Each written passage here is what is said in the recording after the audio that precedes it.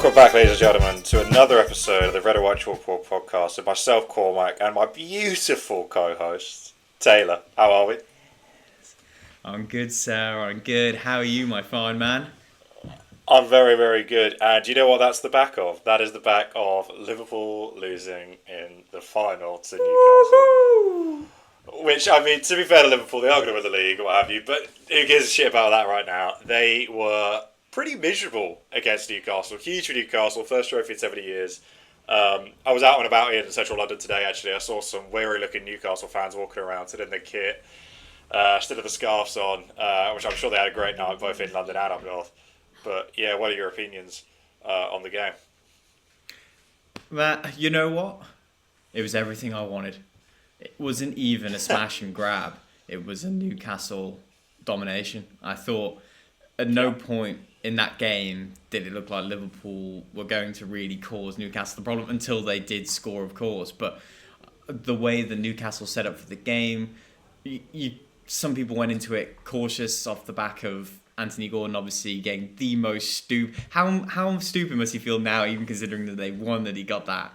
But I wonder, he must be relieved that they won, though, because if they lost, he probably would have been even more fucked off, right? Yeah, of course. But I think actually having Isak available was just worth its weight in gold. I think if you take the goal he did score, which was fantastic, and you take the goal which was disallowed, but just fantastic all round. And I thought Liverpool just looked really... They've had a really rough week, and I have zero sympathy for them. They obviously just can't handle it. They obviously can't. If you can't take the smoke, get out the kitchen, is what we like to say. And they just bottled it. Yeah, absolutely. I think, like you said, we'll touch on Europe as well, just a bit after with this. But opening goal by 6'7" Dan Bird, my tall brethren, jumping in. I mean, it was. He looked like an issue from corners, from their first corner, from their first set piece. And they had McAllister marking him. And it kept happening. And even after the goal, he was marking him, I think, for the next corner as well. I was like, the height difference there was almost a foot. And I was like, I mean, it was a bastard of a header. And it was great. Bloke grew up a Newcastle fan, all his family Newcastle fans. They're all from the northeast. Scoring in that final, and you can see what it means for him. That was so good. I'm so happy for him. On the back of him getting an England call up as well. It was just beautiful. It was. I thought absolutely.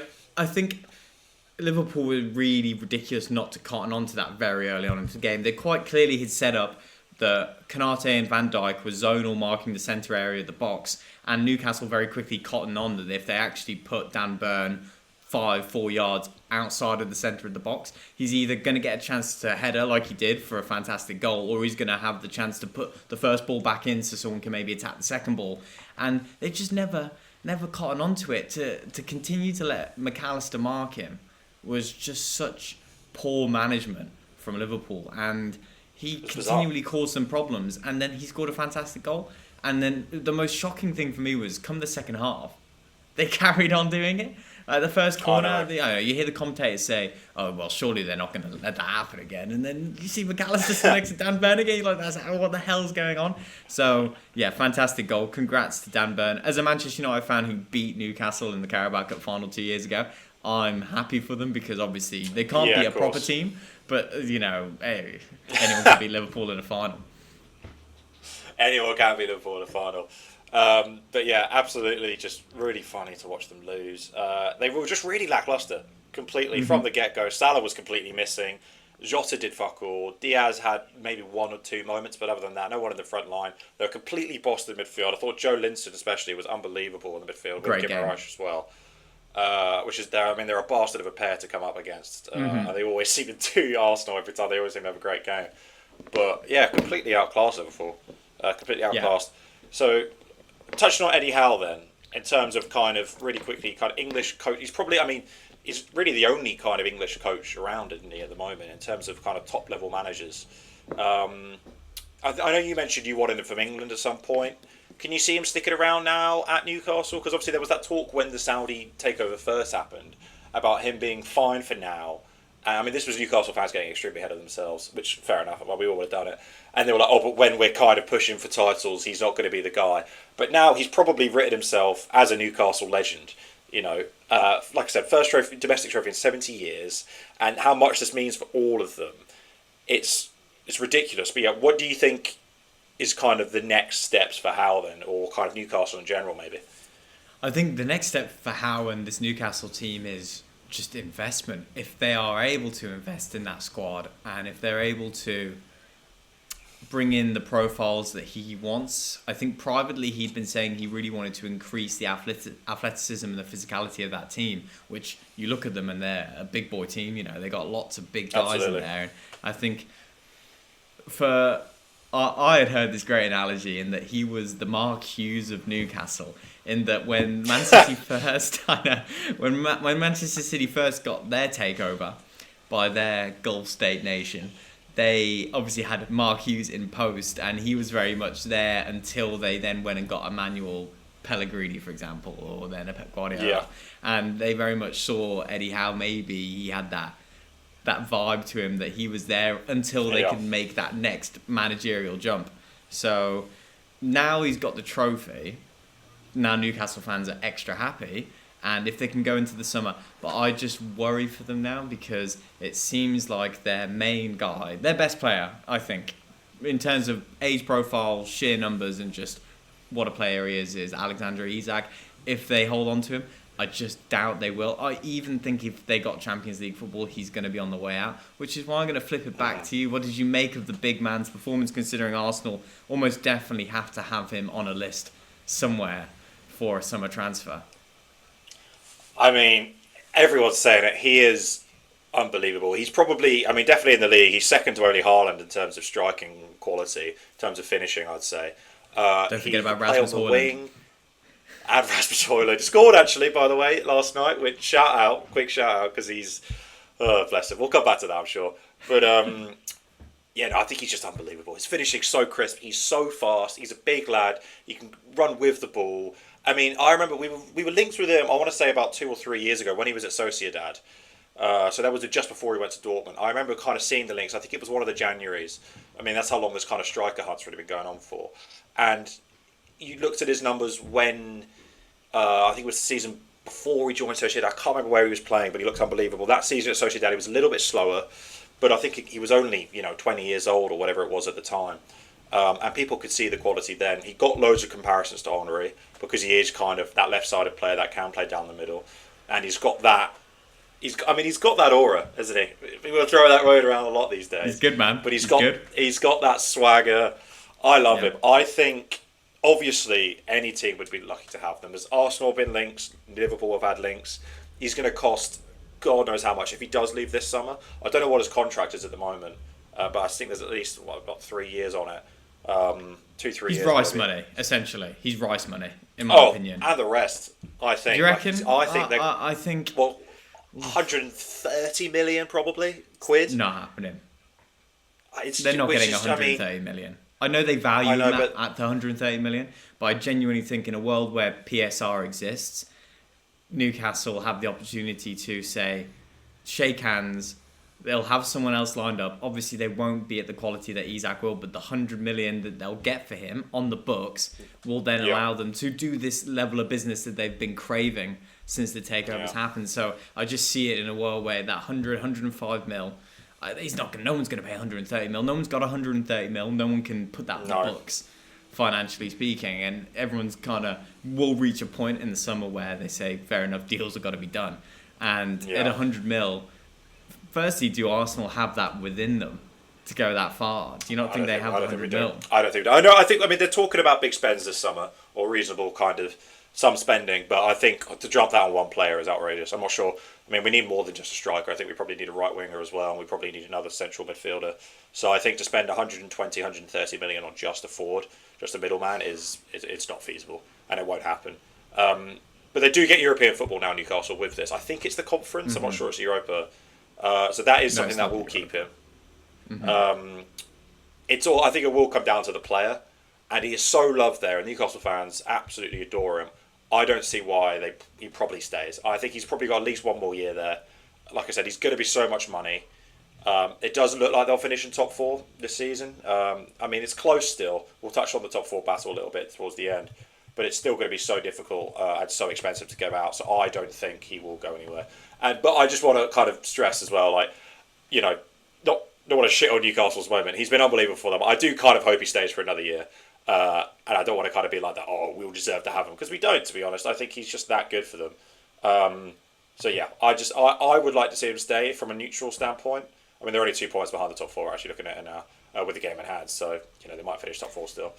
But I would, if they're kind of neutral, I'd like to see him stay. Obviously, though, as an Arsenal fan, I think he got a good chance. Yeah. I think Liverpool definitely will go in for him this summer, and I think if one club goes in for him, the rest will have to go in for him, because if they don't and he, for whatever reason, makes that move, the other clubs will feel like they've missed out on one hell of an opportunity. So I feel if it was to happen, it might be this summer, just because so many clubs are going to go in for him. Eventually, the player's head will get turned, because obviously I know that he's adored by Newcastle fans and he's had this fantastic career in Newcastle, but the personal goals of a player cannot be limited to maybe we get top four every year, maybe we might win a Carabao. He strikes me as the type of player where he recognises he should be fighting for the top honours, and if he, at the rate he's been scoring, so that move could be happening.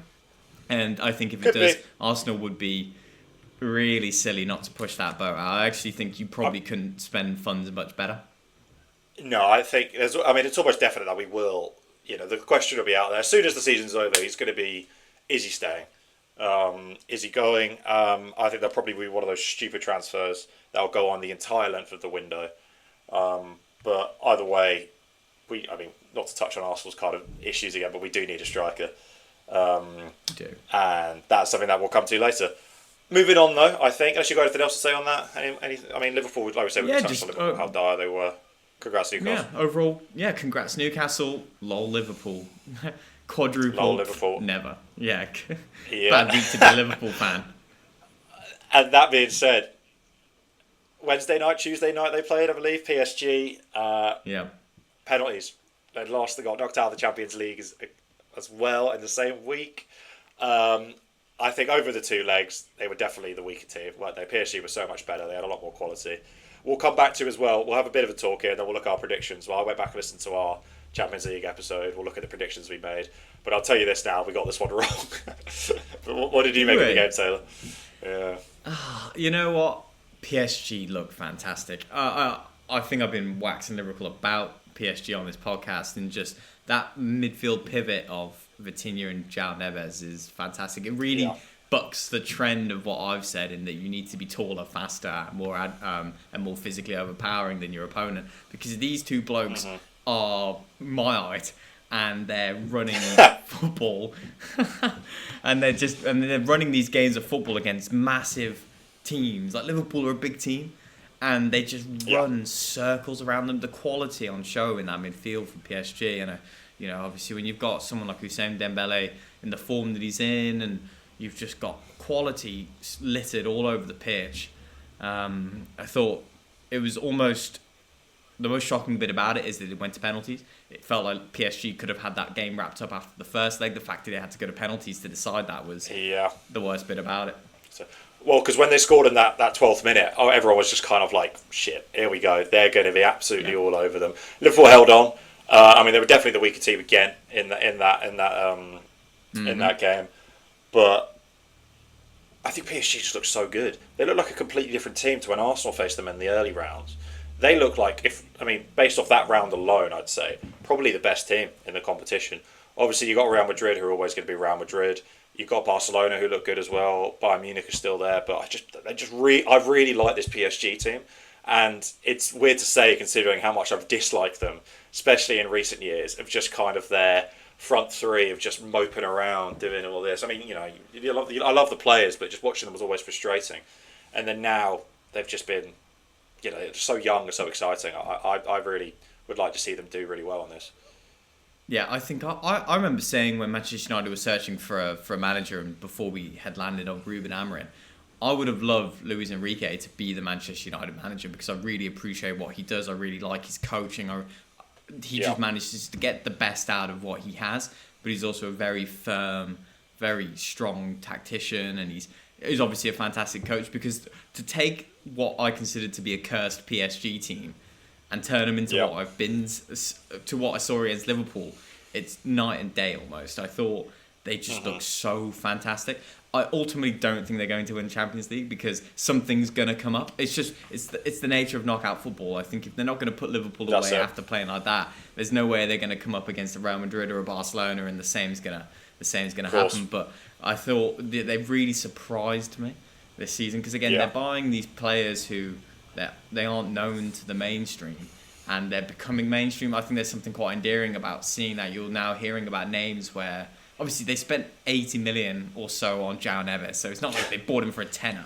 But to see them perform on the stage like that, you can justify it rather than spending X amount on like 200 million on Neymar and him being in. It seems like a very coherent team, and I think everyone likes a coherent team. Absolutely. So a clear plan, and they're my new favourite team. They're just not Liverpool out of the Champions League. I absolutely love them. Oh God, just beautiful. Just love watching Liverpool fail until they win the league and we both eat our words. But looking at, we'll touch quickly on Arsenal 2-2 that game, 9-3 in aggregate. I mean, that was kind of that front three that we started. We started Tierney, Marino, and Sterling as a front three. And if I was in a coma 5 years ago and I'd woke up and seen that front three, I would probably blow my brains out. I'd be like, what the hell is going on here? This Marino guy was at Newcastle. What the hell? But no, easy enough. I mean, we'll look at the other leg, that the winners of, Real Madrid winning on penalties, Atletico.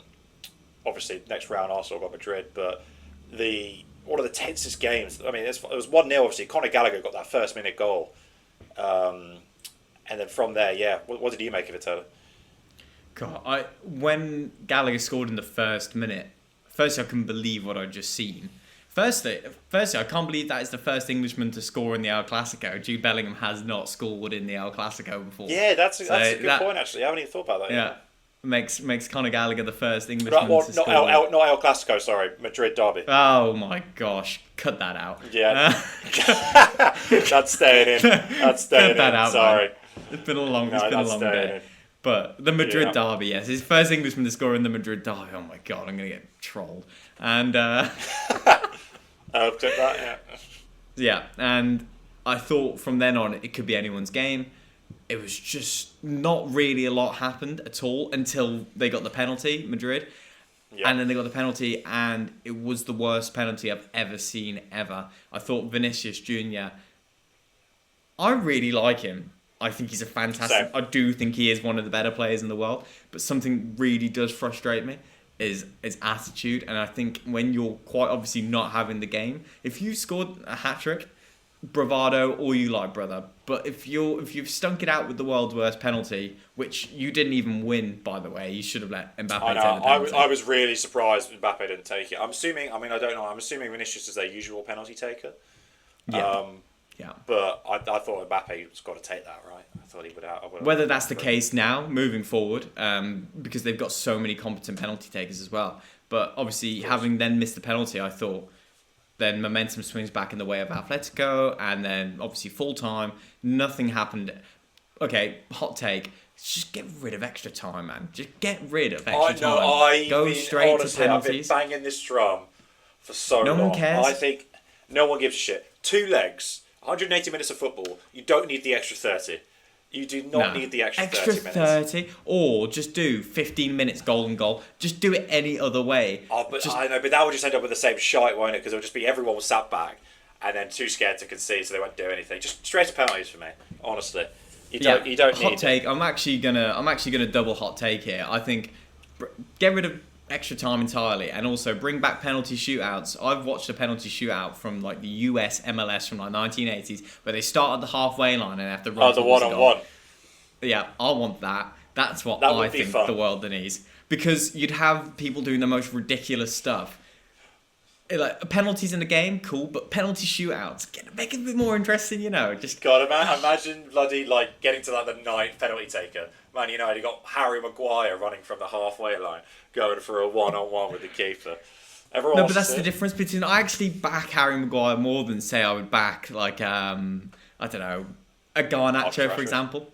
Yeah, I was gonna say Marcus Rashford, but so I think I think that should be anyway. That's my hot take. I like that. But as soon as it went to penalties, and then Cormac, do you want to just describe to everyone what the hell actually happened in the penalty shootout? Oh God, yeah. So Alvarez scored his penalty. I think it was he the first or second Atletico taker. I can't even remember now. He was the second Atletico. He was the second taker. So he looked like he scored it. No one questioned it. He walked away, went back to the halfway line, and then the referee. I don't think anyone in the stadium really knew what was going on, and they barely knew on the commentary as well. But the referee checks his watch, does whatever. Turns out that he double hit, so he hit the ball twice. So we got disallowed. Did he, though? Well, I've seen the videos. It looks like he does, but my God, is it brutal? Because it's so minuscule, and I don't know how they picked that up. They must have mics or something that hear it or something. They have motion sensors in the ball, right. so it traces the vibration. But it's just he goes to take his penalty and he slips as he goes to takes it, loses his footing, and then obviously touches the ball before he hits it. But the way that he slips, it just almost creates the perfect penalty, in that it's just underneath the bar. If you compare it to the dreadful Vinicius penalty where he actually didn't slip at all and he skied it out of the stadium, the fact he still managed to keep it under the bar was a skill in itself. And that's just all. We all just in agreement here. No one wants to see that happen ever again. No, it's brutal. It's so brutal, and it completely changed from there. Obviously, they ended up losing 4-2 on the penalties, but it just changed the entire vibe of the penalty shootout, and that's kind of honestly what knocked them out in the end, which is brutal. I know it's the letter of the law, and it is kind of what happened, but that is brutal. A really brutal way to get knocked out. After 90 minutes of them playing classic Atletico football, scoring in the first 60 seconds, sitting back, frustrating Real Madrid as they always do. Obviously, Real Madrid missed that penalty, but they did for the 120 minutes, and then they go and lose like that. It is absolutely heartbreaking. But it was an amazing watch, and I'm, next round, Arsenal Real Madrid, which we'll come to in a second. But shall I run through our predictions of what we did the entire round, and I can tell you. Well, actually, just a quick note on the penalty. I forgot to mention that actually some good might come from this, because FIFA and UEFA both announced after the game that they're going to be looking at that law, looking to make a change, because they recognise that maybe isn't the most fair punishment to somebody, because no one wants to kick a ball twice during a penalty shootout in the Champions League round of 16. They're not going for that. That's not the aim here. No one wants that, and the fact that Atleti are on the back foot as a result, they're looking at it. Hopefully, they can get that sorted. We can move on, and that never happens again. Yeah, I agree. That's good. Well, that's good. I didn't realise that, so that is nice. And like I said, they're not trying to hit the ball twice, are they? They're not trying to gain that competitive advantage. So it should, if anything, the bare minimum should be a retake, right? Exactly. Yeah, exactly. But right, I'll run us through the rest of the bracket then, and I can tell you what we did. Arsenal PSV, you'll be glad to hear. We got that. I said it was going to be a lot tighter. You were a lot more confident about Arsenal than I was, which is nice to hear. But I was. We did both say Arsenal for that. Atletico Real Madrid. Then you did say, and I quote, "I'm playing devil's advocate here," and you said Atleti, which is fair. Should have been. You did. You mentioned how close it was going to be, and it could not have been much closer. So you were bang on for that. To be fair, and then Liverpool PSG. We both said Liverpool, which is boring. I'm very surprised at that. I can't believe I didn't say PSG. We basically said funny either way, because we were kind of hating on PSG a little bit. This was before we watched that leg, that tie even, and we just thought it was going to be a lack of experience from PSG. But I think we were completely wrong in the end, and they completely outclassed Liverpool. So credit to them. We then said on the next one it was Villa versus Bruges. We both said Villa. We said it'll be tough for Villa, but they'll go through. And to be honest, 6-1 on aggregate, they absolutely smashed them in the end. Yeah, and we were miles off that. Barcelona Benfica. We said Barcelona. Barcelona went through 4-1 on aggregate for that one. Smashed it. Yeah, I know. Dortmund Lille. Both said Lille. We said Dortmund was shit. Dortmund went through 3-1. They did it on that last game. Yeah, I still stand by the comment. I still think Dortmund are shit. They are shit, and they got lucky, but they got that last-minute goal, didn't they? Or the last 10 minutes or something. Last 10 minutes they scored. Miles off that, sorry, 65th minute. But they were 1-0 down in the first 5 minutes of that. They could, but yeah, they did it, and they are still pretty poor, I think. But good on them. Maybe we backed Lille a little bit too much. But hey. Bayern versus Leverkusen. I said Leverkusen. I was very wrong on that. You did say Bayern Munich. It was 5-0 in the end on aggregate. And again, it actually just looked really, really easy. Leverkusen were really Leverkusen surprised me with how bad they were, actually. I thought, because I don't really think that much of this Bayern team anyway. So the fact they're letting Harry Kane score open play goals is insane to me. It's embarrassing, actually. Yeah, it's embarrassing. Disappointing Leverkusen. Yep. And then final one, Inter versus Feyenoord. We did say Inter were going to do that, and we they did 4-1. They won. We did all right there. I think collectively we got 2 wrong each, which out of 6, 8 even. You take that. I think. Yeah. I think I'm not a betting man, but I like those odds. I am a betting man, and I hate those odds. So it's all good. But then, kind of going into the next bracket, it's kind of roughly what we said. We said it was going to be a. So I'm just referring to my notes, and I've kind of written them. They're a bit all over the place. We said eventually at one point it was going to be Arsenal Real Madrid here. We did say Madrid were going to do Arsenal. We did think it was going to be Liverpool versus Villa. So we thought Real Madrid were going to get to the semis. And then on the other side of the bracket, we thought it was going to be... we said it was going to be Lille versus Barcelona. We said Barcelona were going to do that. And then we've got Inter to beat Bayern, Munich, in this next round, which is the next game as well. I think we were feeling a little bit brave there. I'm backing Inter. I think Inter have got a much better team than Bayern. I got a few hot takes of this next round, but one of them is I think Inter are going to batter them. All right, I like that. We'll come back to that closer to the time, shall we? Kind of do a proper run through again. Yeah. And then we've got Barcelona playing Inter in the semi, Barca winning that. Madrid beating Liverpool in the semi, Real Madrid, Barcelona, and then we both said Barcelona win the final. So that still could happen. It's a little bit different now. We're looking at Arsenal playing Madrid, obviously, which is different. Paris playing Villa, which is different. I mean, actually, out of all the next ties, we've got at least one team wrong between us. But that's okay. We move from that. I mean, did you want to touch on the kind of next rounds now, or should we do that closer to the time, do you reckon? Well, we could probably do a special on that, can't we? Yeah, I think we should probably do a special. I want to touch a little bit on Arsenal Madrid. We won't go too much into it, but I'm absolutely buzzing that is the next round. Great fixture.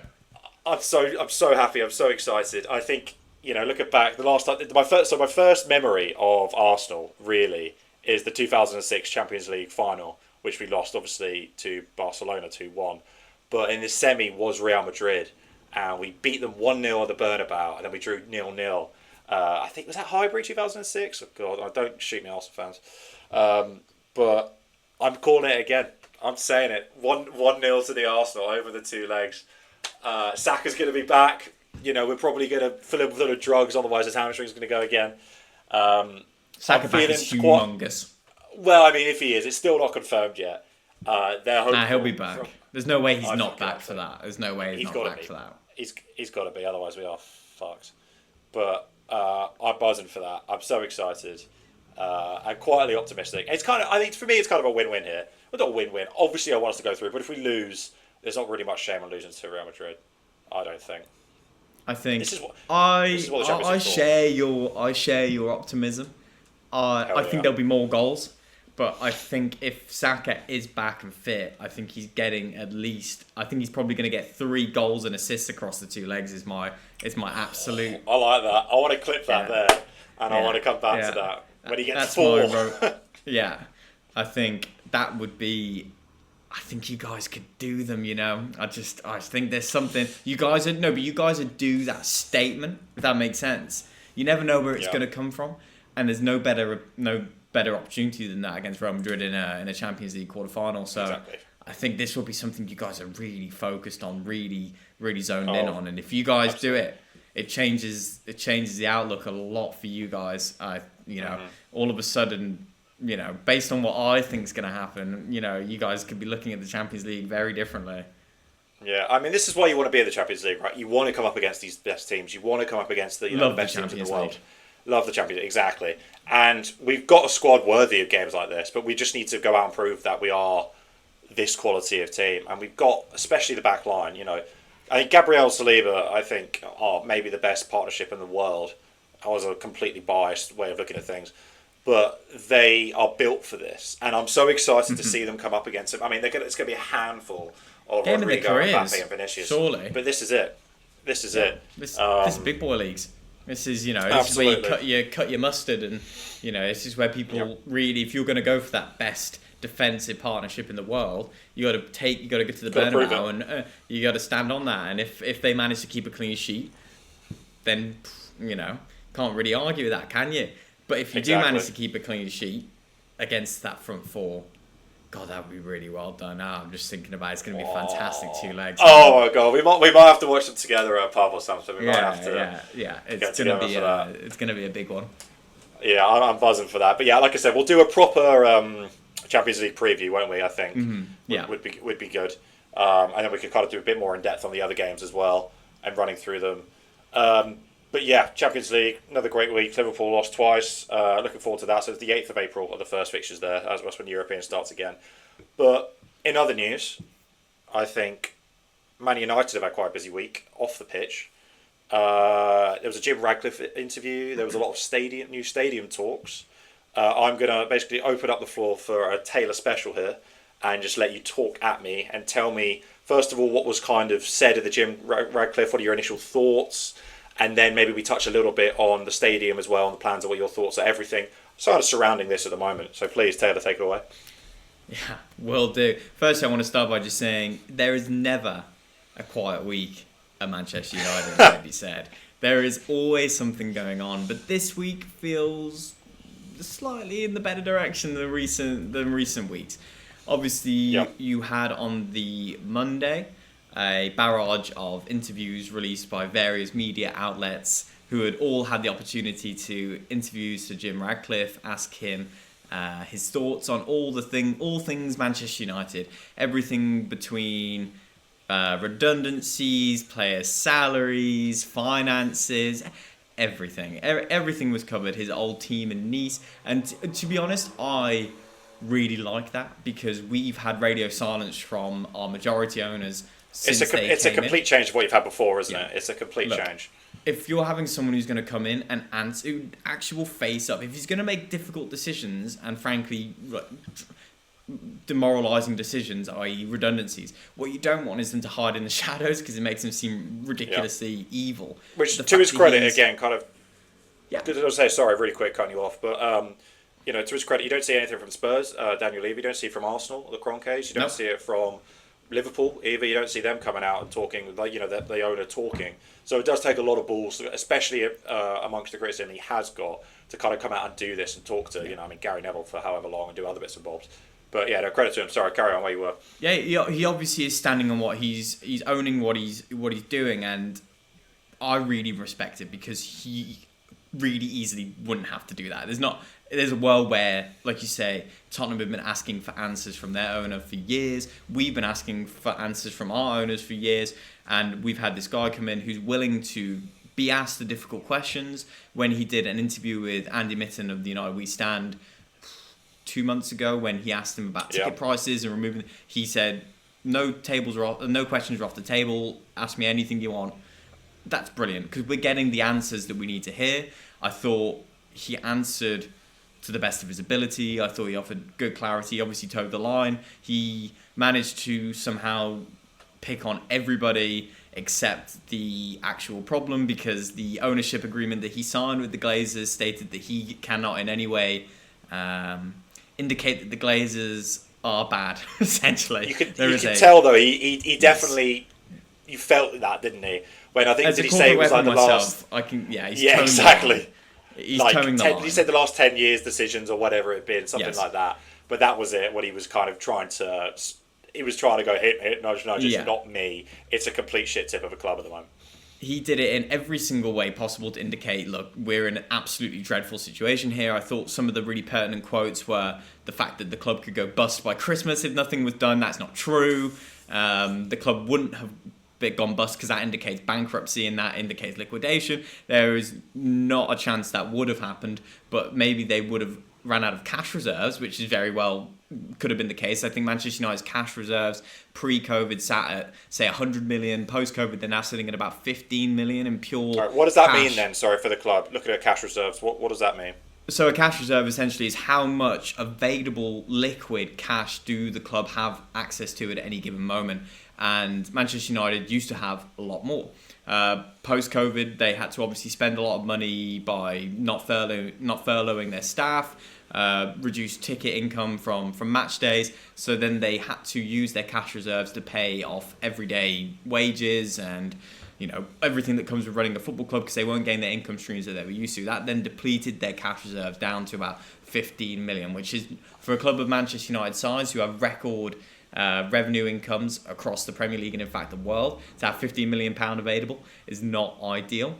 Don't worry, that doesn't necessarily affect transfers, because a lot of transfers get spread out over the years on amortization fees and whatnot. But in terms of, from an accountancy point of view, having a balance of $15 million when you have X amount in monthly outlay for player wages, coach wages, staff, bills, everything that it takes to run a business, it's not the healthiest amount to say. If you had a month where you couldn't do anything, it's going to eat into those cash reserves. So that's what he meant by that. They weren't going to go bankrupt. And I also thought the other real pertinent thing that he was saying was that the players are probably overpaid. And I would, don't say. I would go as far to agree, because Manchester United pay and have paid for the long time the best money in the world, because it's Manchester United, and very much they were getting paid off the past glories of more successful teams that came before them, and looking at them now, they have not been that successful, so they probably are overpaid. And I really want to end on, before we move on to the stadium, the fact that he said Richard Arnold, who was the outgoing CEO who was hired under Glazer, did not understand football because he was a rugby man, and Ed Woodward was not capable of doing his role because he was an accountant guy. And I think that is just the sweetest thing a Manchester United fan could have heard, because for years we were all shouting, what the hell are these two doing? These aren't football guys. This is just a mate who's been hired from the University of Bristol, and he's hired his mate who's a rugby guy. And to actually hear the new owner obviously come in, who got rid of them both and just said, washed his hand, great to hear, love that. So then he did his rounds of interviews. I thought the overlap with Gary Neville was very well done. I thought, that was quite interesting to watch. And then it was revealed that the next day Manchester United are planning to build a new Trafford, 100,000 seater stadium, not a refurbishment of Old Trafford, but in fact a whole new stadium. I know, absolutely. Just finish it real quick on Jim Radcliffe then. So just to kind of summarise, pretty happy with what he's done, happy with the talk. Obviously, he's still got the criticisms of the way he's kind of cut funds. I get that he's got to do it, but maybe, kind of like even like the ex-players fund and things like that he's had to kind of slash money from, and the kind of people working, just the staff in general. That is obviously poor, and it's a shame that he's had to do that. It's not entirely his fault, because he is a businessman and he understands that this is like just how you do it.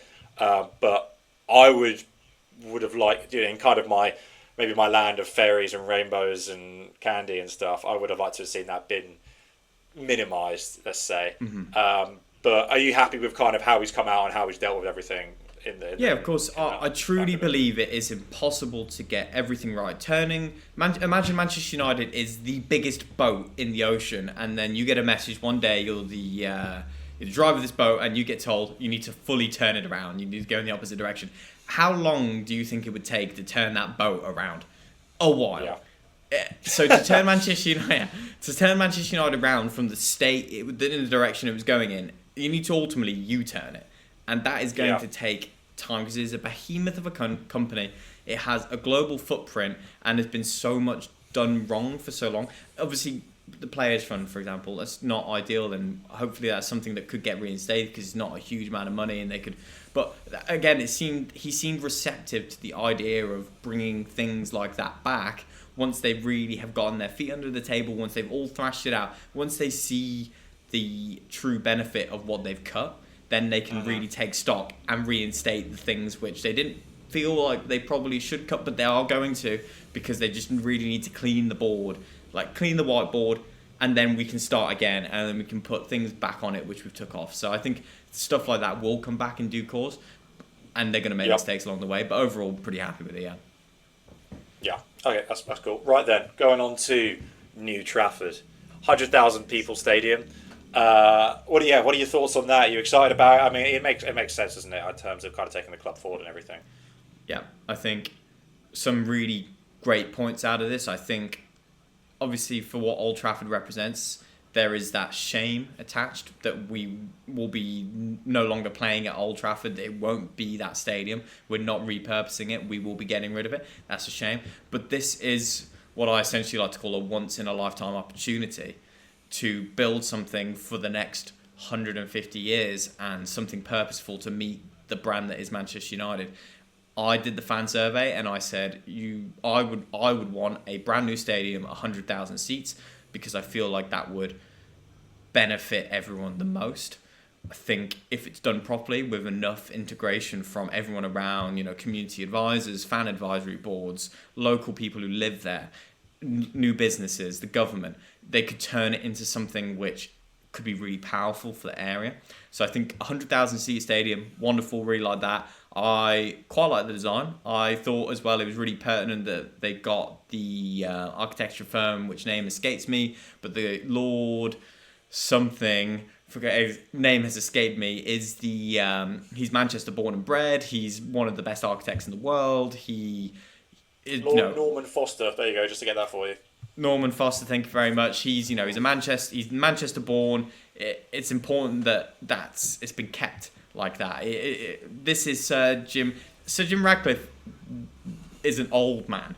He will not be around in 25 years. So this is something that he's really obviously focused on because he wants it done, and he wants it done in 5 years, which I thought was probably the craziest thing about this whole 5 years is crazy to me. That's so quick. But do you know how they're doing it? Go on, tell me, Taylor. So they're doing the fabrication of the stadium, so the actual building of the stadium somewhere else in the world.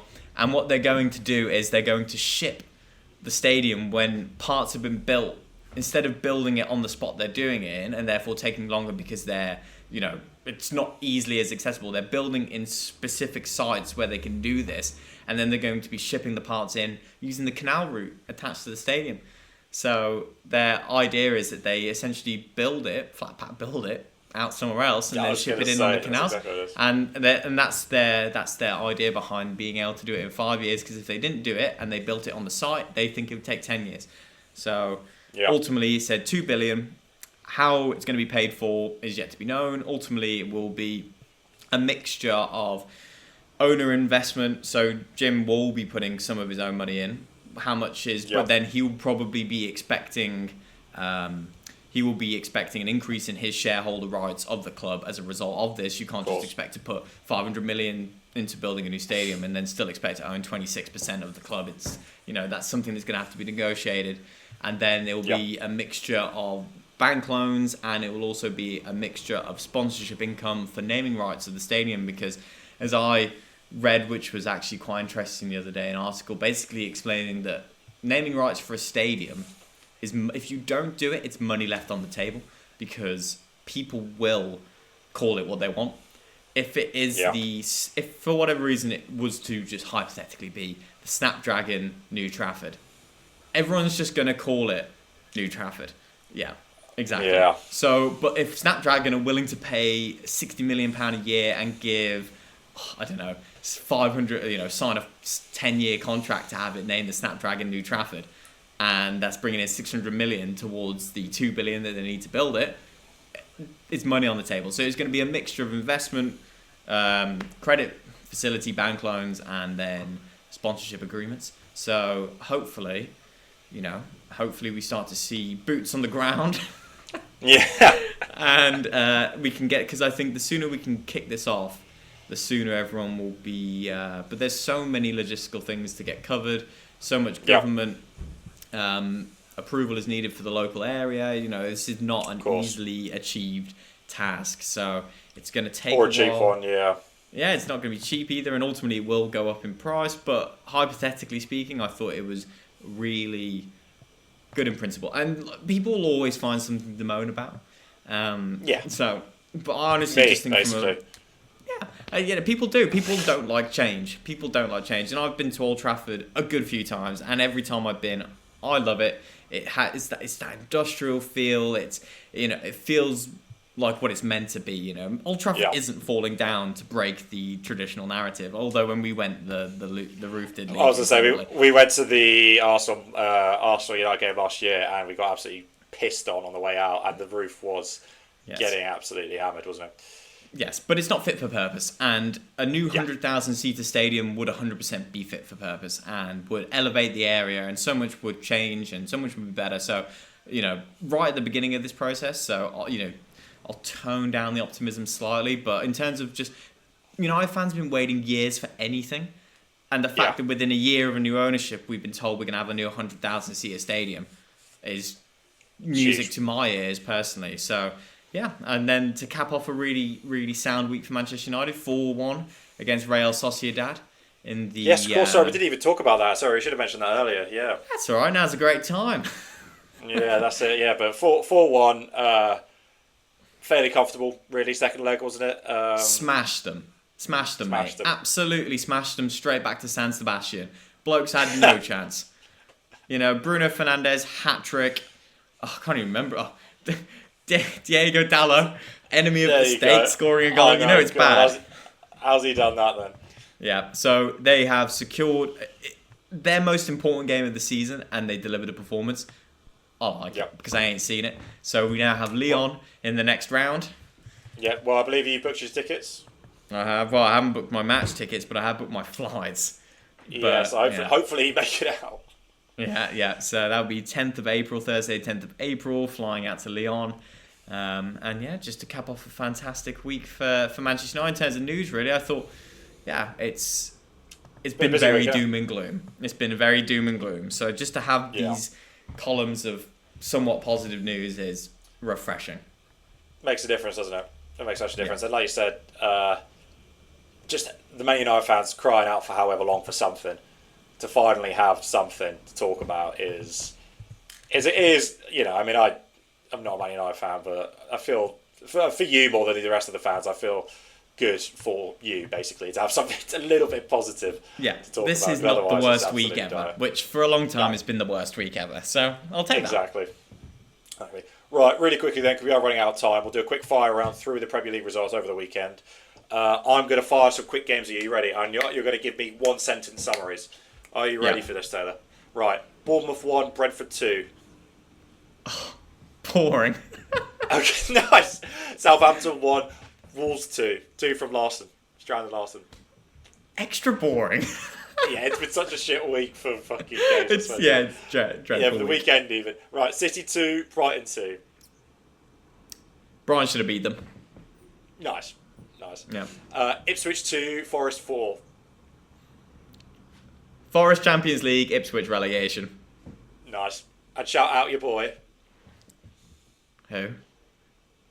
Alanga. Got the brace. My boy Alanga, man. Yeah. Sign him. Right. 50 mil. Very United. Everton 1, West Ham 1. Who cares? This actually fucked me off because I had an acca down for all the games on Saturday and I had West Ham winning and Everton scored in the 91st minute and ruined the entire thing. So I'm a little bit bitter. Blay, if you're listening, fuck you and fuck Everton. That was all of Saturday. Sunday, Arsenal 1, Chelsea 1. Chelsea 0. We watched this together. Huge. Chelsea, rubbish. Arsenal, solid. Marino, lol. Best striker in the world. Yeah, best striker in the world. Fulham 2, Spurs 0. Lol, hilarious. Spurs are rubbish. They're below Man U now, so. Oh, God, that's crazy. God, Sessignon scoring as well against Spurs makes it even sweeter. It's really funny. Yeah. And then finally, last game of the week, Man United 3, Leicester 0. Second half of the season, title charge. Title charge. God damn. Well, let's just have a quick look at the table then and what that says for the top 4, because that is still where it's exciting. That Brighton City game was actually quite important in the end. They drew. But Forest on 54 points now, which means they're 5 points clear of Chelsea, who are in 4th, which is absolutely massive. And I know we said it kind of on one of our first 2 episodes. We want to see Forest do it. And it looks like they are still holding on and they're still going to do it, which is absolutely massive. But really exciting. United's first game back, by the way. Yeah, that's going to be a spicy game. Away. Yeah, Nottingham Forest away for Manchester United. Yeah, that's going to be a very good game. Arsenal, 12 points off Liverpool now. So close. Can we do it? Can we do it? I can answer that When question we first for started you. doing this, I thought there was a chance. Well, was it a 5-point gap when we started, or an 8-point gap at the very most? So My quick we've maths made absolutely... me think this could happen, but now my quick maths is saying probably. As much as I'd not. love to do the quick maths and be like, yeah, there's a chance. Even you would agree, surely. It would be a colossal collapse for Liverpool. A Hilarious. generational. Oh my god, if we do that. We've got the absolute scenes. And then also, so that means now Wolves are now 9 points clear of the relegation. And I think we can all safely say, if we haven't already, Ipswich, Leicester and Southampton are definitely going down. Yeah, they're out. Down and out. Liam Delat 40 I mil. think so. That's, oh god, I think absolutely. Right, there you go. That's been a really quick snapshot of this last week. We are going to bring you another episode this week as well, because we haven't even touched on the England call-ups and the England fixtures, which is Tuchel's first club. We'll hopefully do that for you, get that out to you on Thursday. But yeah, otherwise, thanks for listening. Taylor, you got much on this week? You're a busy boy. What's happening? I've absolutely got nothing on this week because football has come to an end because it's the international break, and I think we can all agree to whoever's listening that we hate the international break unless it's a major international tournament. No one cares. Yep. Just get rid of it. Just, I don't know. Just do Somehow. it differently. Just do it. 30-minute games, 40-minute games rather than 90 minutes. No one cares. Aside, for Christ's sake. Yeah, I know. Bros, everyone's busy, man. That's what I mean. All I like is the squad announcement and be like, oh, who's in? By the way, which we'll really touch on the other day, on Thursday when that comes out. And we'll I think we'll do a bit of a preview for 2026 as well. You know, something like that would be good fun. But yeah, international break sucks. So boring. No one gives a shit. Ugh. We'll just feed you with content in the meanwhile. We'll just have to pick up our content and give the people what they want. Anything but international football. Anything but international football. God damn. All right, perfect. Well, thanks for listening to another episode. I think it's been another good episode. Taylor, do you want to say goodbye? Do you want to sign us off? Yeah, adios amigos. Gracias for listening.